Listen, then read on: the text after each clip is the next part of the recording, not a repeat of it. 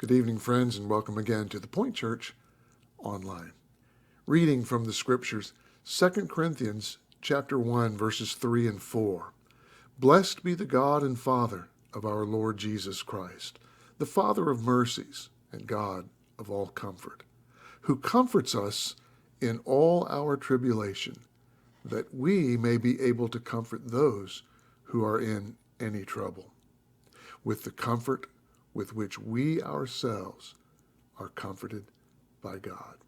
As we think about Paul's words of encouragement to the church at Corinth, today I'd like to look a little more closely at Paul himself, who knew a thing or two about difficult times, and yet still he began this letter to the church at Corinth with praise to God. Blessed be the God and Father of our Lord Jesus Christ, the Father of mercies and God of all comfort. I want to focus a little more closely on Paul, recognizing that Paul had significant afflictions. A little bit later in this letter, chapter 4 in our Bible, verses 8 and 9, he says, "We are hard pressed on every side, yet not crushed. We are perplexed, but not in despair. Persecuted, but not forsaken. Struck down, but not destroyed." First of all, it's important to remember that once again, Paul is in prison as he writes this letter. He's in prison for his faith, but he starts with praise.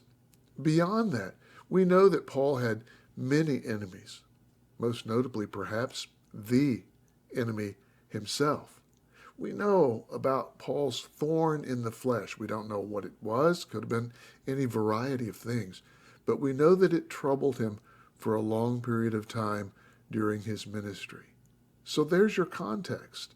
Now, I don't mean, by talking about Paul's difficulties, I don't mean to diminish in any way the struggles that we face today, but simply to make sure that we recognize that this message of encouragement came from a place of much suffering on Paul's part. He had significant afflictions. But his word of encouragement is that it is God who comforts the afflicted. I read for you a moment ago verses 8 and 9 from chapter 4. We're hard pressed and so forth. But I want to move back up to verse 7. He wrote, "We have this treasure in earthen vessels, that the excellence of the power may be of God and not of us." And then over in 16 through 18, still in chapter 4, Paul says, "We do not lose heart, even though our outward man is perishing, yet the inward man is being renewed day by day. For our light affliction, which is but for a moment, is working for us a far more exceeding and eternal weight of glory. While we do not look at the things which are seen, but at the things which are not seen. For the things which are seen are temporary, but the things which are not seen are eternal." What a treasure. As I mentioned Sunday, there are some specific steps that we can take toward finding comfort during our times of difficulty. It starts with prayer. We really do need to pray, to ask God to grant us his comfort. To focus on the things of God rather than on our circumstances. So often I think of Paul and Silas in jail because of their faith. What do they do in jail? Do they look at their circumstances and do the poor, pitiful me, look at me, I'm in jail? No, the book of Acts, we find them singing and praising God. Now, interestingly, singing and praising God ended up getting them out of the jail. But I think even if they had stayed in jail, even if that miracle had not happened where they were loosed from jail, I think that they still would have been singing and praising. Their focus was not on their circumstances. Their focus was on the God of comfort. I said to Sunday that it's a good thing to dream. Look back again at verse 17 that I just read. "Our light affliction, which is but for a moment, is working for us a far more exceeding and eternal weight of glory." Dream about that eternal weight of glory. Think about that which is to come.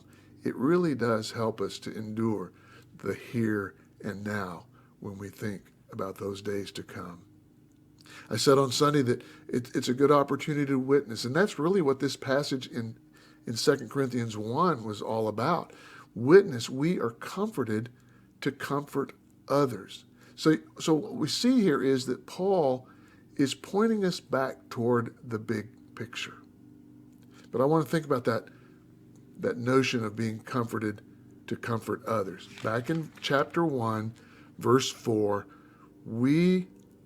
God comforts us so that we may be able to comfort those who are in any trouble. We comfort them with the comfort with which we are comforted. Think about this for a moment. Many Christians struggle with the idea of sharing their faith, and I understand that. They're not theologians. Truth is, I'm not really either. But many Christians, they're afraid of getting into a debate. And what if someone asks a question and I don't have the answer, or I don't know where to find it in the Bible? I get that. Sometimes it's difficult for us to put ourselves in the position of sharing our faith. But you know what? Sometimes I think that the reason for that is we think of sharing our faith as presenting an argumentative debate that sells someone on Christianity. And what I'm talking about here, and I think what Paul is talking about when he says we are comforted to comfort others, what about the notion of comforting someone in their times of trouble? That is a compelling argument for Christianity. Who would argue with that? If I am able to say in my most difficult days, God gives me comfort that helps me endure, who would argue with that? Again, as I said on Sunday, this is not a game of top that testimony. Yeah, I know you've got it tough. Well, I've got it more tough, or I've got it tougher. But it's rather living a life and talking about living a life of calm confidence that even in times of trouble, God brings me comfort. I can endure in His strength, and so can you. I've said before that too often we imply that Christians never have troubles. That's simply not accurate. We, like everyone else, do have troubles. The difference is that when trouble comes, we do have access to the comfort that comes from the source of all mercy, grace, and comfort.